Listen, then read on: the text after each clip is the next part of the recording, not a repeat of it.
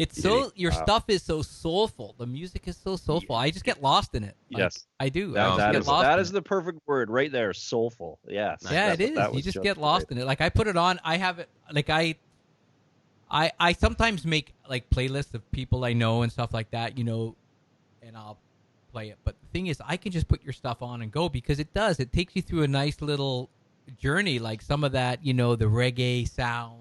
It's like sunshine beach stuff. Like if I was on holiday, if I went away somewhere and I was sitting on a beach somewhere, I would definitely have one of your records packed in the phone because, yeah, it's just Nice. it's just so chilling. It's great. And Good. go back because I saw a video where you were involved with a songwriters. Actually, what was it called? Ships and Dip. Was it Ships and Dip? Oh yeah. Way back. Ships and Dip, yeah. With the lads from Barenaked Ladies and a few others. What was the whole deal there? Was it a folk festival? It was like a ship festival. You know how they have a million of these, right? Like they have the rock boat and the Songwriter cruise, and so the Barenaked Ladies did their own curated boat festival. I think they did four of them, and I was playing with Kevin Hearn in his own band called Thin Buckle. So we got to be on that. Thin Buckle played on each of those cruises. So we went on those cruises, and they they just kind of really utilized every musician in every way that they could. So I got asked to do that. You know, for me, it was a really awesome opportunity for me. It's like, oh my God, I'm on this stage, but just me with, like Chris Murphy of Sloan and Ed Robertson and, Alan Doyle and like, just all of these. You certainly belong on that stage for sure. And oh, beauty. But Thanks. one question I do have is Kennedy Road. Yeah. What Kennedy Road is it? The one in Scarborough, or the one out? It's so funny. Everybody asks that. It's actually both because Sheila grew up on Kennedy Road in Scarborough, and I grew up on Kennedy Road in Brampton. That's how we arrived at that name. Okay. I know the Scarborough one. I used to work on Kennedy Road in Kennedy in Progress. So yeah, Oops. So you can't avoid it, right? So yeah, Kennedy Road. I know. Oh, Kennedy. That's cool. Yeah, that's neat. Well, I love the one video you did where you guys were driving around Kennedy Road, I guess, and you going into different stores and stuff like that. It was just a video of you walking, you're driving, and again, great video. And the one that recently just came out of what's the Heart Will Buzz. Yeah. Great with the drone shot. Have you taken any flack over that video? Has anyone got on? I haven't. No. Because I was kind of I was expecting like there to be some kind of commenting about it, because the why? What do you why? Which part of the flack? No, because of the drone flying near the animals. Because I have a drone myself. And I was watching it going, this is great, but I'm wondering, man, I wonder if anyone's going to sharp up and say, you can't fly that close to animals. You can't startle animals. People have been actually... But it was a beautiful video, and obviously the drone was not that close, but it was just beautiful. Yeah, it was just so... It went so nice with the music. Like the whole... It was interesting, that video, like the actual footage is a lot longer. It's probably like an 8-minute one shot of this drone thing.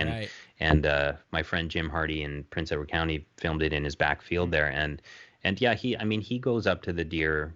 We didn't use nearly as much of the footage that there was there, but he kind of goes up to them. And he doesn't startle them as much as just kind of annoy them. Like they're checking it out and they don't move, and he's kind of right in their face and they're just looking at it, and they walk to another bush, and then he's over there with them and they just turn their backs and kind of ignore it. And then they decide to just like do a little trot to one part of the field, and he kind of follows from behind. And then when they actually start running fast is when he was away from them, and they just kind of decided to bolt from the field. And that's when he came in, and that was the shot, Yeah, no, it was just great. I just gained great song, great vocals, just really good. Fantastic harmonies. Yeah, no, Thank you. definitely. Mm, So oh, yeah, yeah. so this whole I was really looking forward to the show coming up. Were you going to be doing that show on your own at the Hayden? Was it just you guys, or was there someone else? I can't even remember if there was someone else. There was there was someone else, and I can't remember. It was Jake Henley, Jacob Henley. I think was going to be doing that show as well. Yeah, I think so. Yeah, he's a local Newcastle guy. Okay, yeah, I knew it was someone that I didn't know, but yeah, I did remember. Yeah.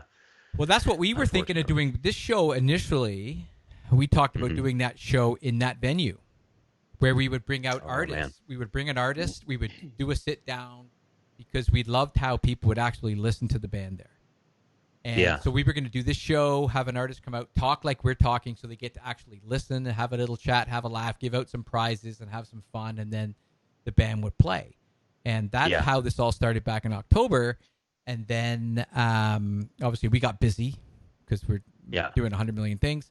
And then the lockdown came, and I said, well, let's do it live and get it started. And then maybe when the dust settles and we get back out there, we'll be kind of have it together where we could do these things. Because that's what I wanted to. Yeah, I wanted to do some stuff too, because I rent a barn at a farm, and I wanted to do some outdoor dinners. Like we have a pizza oven there, and I thought you bring in a musical act, you pay them, people pay a fee to come and they can bring their food or whatever, but it's creating like a small, tight festival. Not a big one, but where everyone Pink Floyd comes to come and redo the barn. Yeah. If there's no one there, we'll get Pink Floyd. But no, that's my idea in the future, is have these events where people can come but be a part of it, where there's food and everyone's involved and everyone. But then the main thing is everybody listens to the music. That's, to me, is what it's all about. The artist wants people to listen to their music and make sure they get paid properly is the other thing that I'm advocating for. That they get paid. You know, I always buy people's music. Like your stuff, I'm gonna pay. I always pay for it. Whoever's got an album coming out, if I like it, I buy it. Like, why not support your local artist? I can, I'll down. Amazing. I don't need to buy Supertramp's albums. I have Supertramp's albums. I can listen to that on Spotify. I don't need to do that. I paid for it once, but I haven't bought your stuff. So if I'm going to listen to your stuff on Spotify, I'm also going to buy it, and that's the deal. I think everyone needs to adopt. If you're going to listen to your, plug it. This is coming for you, buddy. This just got over here today, so I'm pretty pumped about just screw the cover. Just I'm more pumped about. I know. Just the. That's why I ordered it. It reminds me of the blue Elvis. Vinyl, I know. Elvis had blue vinyl. Amazing. Yeah, Moody Did he Blue. Really? Moody Blue album. Elvis had blue vinyl. So you're up there with Elvis now. So there you go. A little trivia for you. Moody Blue. My dad had it. That's amazing. And the day Elvis died, we got in the car and we drove to Bayview Mall and we bought every other freaking Elvis record he didn't have. Really? The day he died. Wow. The day the music died, we ended up coming home with a whole bunch of vinyl. Yeah, I grew up listening to Elvis. That's amazing. So, it's so funny those moments. Remembering those moments. I remember being at my friend's house when Marvin Gaye, when his father shot him, he was dead. I remember being at my friend's house and his mom just like running upstairs, bawling and like knowing that something had happened, but I was too young to really understand or to know like what or even who that was. Right? It was just like, this thing, but that is forever burnt into my brain. Like I remember being at a Tim Hortons outside of Banff when Jerry Garcia died, and my friend was with me who was a huge Deadhead, and he was like destroyed, and I didn't really, I wasn't like personally attached to the Dead, and I didn't know, but for him it was like, we got to stop the trip, man. Jerry's dead. And I was just like, oh wow, actually, I'll gotta never keep the trip forget going that. now. Yeah, crazy stuff. Because you get the music means so much to you when you've listened to it. Man, I get it. I remember when John Lennon died, man. My dad and I came home. We were in the driveway, in the car. I remember the radio was on. We were just about to turn the car off, and it came on the radio, 11 o'clock at night, and I was like, oh, my God. And he just come out with, Double Fantasy, and it was like, and again, my dad wanted to go to the record store. Luckily enough, it was closed. That's awesome. So do you want to finish off with one more tune? It's like we've been here at it for an hour. So do you want to finish off with a tune, or Sure. do you want to do one more? Sure. Yeah, I want to hear some more. Yeah. Do we have time for a tune? Yeah. We certainly do. All right.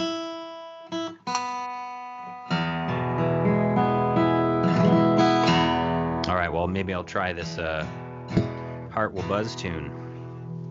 A little hard without Sheila to sweeten up the harmonies, but I love this song. This song is just kind of about as much just about like personal rebirth and the kind of connection to making music again, and just what that can feel like to be to re-find a sense of purpose, in the passions that you have and what you follow.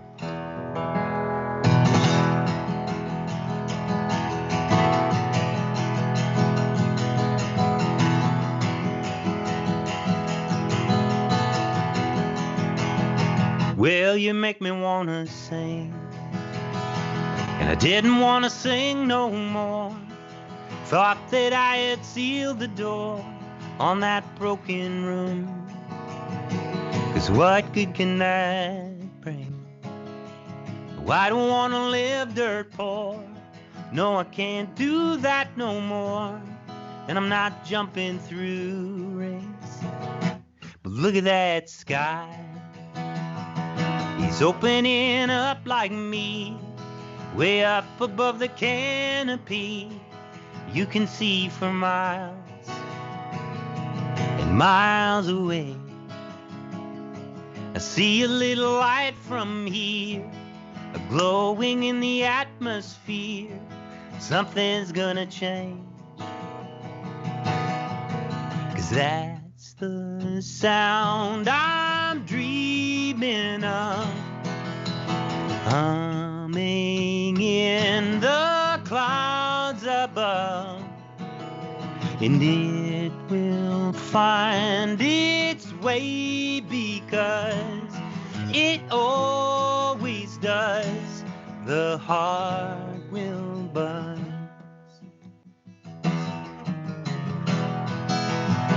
Well, you make me wanna run to all the places I don't know, small corners in the big shadows that hold me at night. And I thought that I was done, but I got a little fight left yet, a few surprises for the movie set. I'm rewriting this scene, 'cause that's the sound I'm dreaming of, humming in the clouds above. And it will find its way, because it always does. The heart will buzz. Well, can you find your own way home? And if you saw it, would you know it? And I don't mind if you don't own it, but if you feel it, go ahead and show it. That's the sound I'm dreaming, humming in the clouds above. And it will find its way to us. It always does. The heart. Whoa, whoa, whoa. Ooh.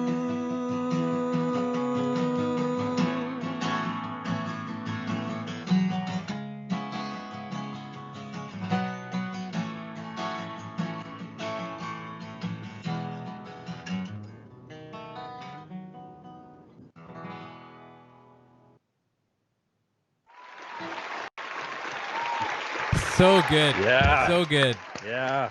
That was great. There's such a good hook in that song. It's so good. Oh. So good. Awesome. So, folks, get the vinyl.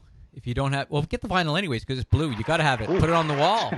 Whoa. Get the vinyl. You got an encore here. But guys, I for those listening and for those who are going to see this after, check out Brian's music. Check out Kennedy Road. Go and pay for this stuff too. Just don't listen on Spotify because 0.010 something cents you get. It's not worth it. Go pay the $10. Go to iTunes, buy the record, listen to it because you won't be disappointed. And we will see you, Brian, as soon as we get out of this. I'll be down to see you guys play for sure. And hopefully we get you back. Hopefully we get you back out here to Hayden. But if we can't get you into the Hayden Hall, we'll get you out to the farm and we'll get you out for one of our picnics and I'd love have that. some pizza. So, that would be amazing. Yeah, I look forward to it. And thanks again for doing this because, again, the reason you're here is I just love your music. I just love your music. Oh, thank you. So thanks guys. again. Really and remember, appreciate guys, if you need the recipe for Brian's smoothie, I can get it to you. Just message me. I'll get it to you. It's got great ingredients. It's organic. It's real. It's good. So anyways, I love that. Thanks so much, Brian. Thanks to Mark. Thanks to Tim. And we will see you guys next week.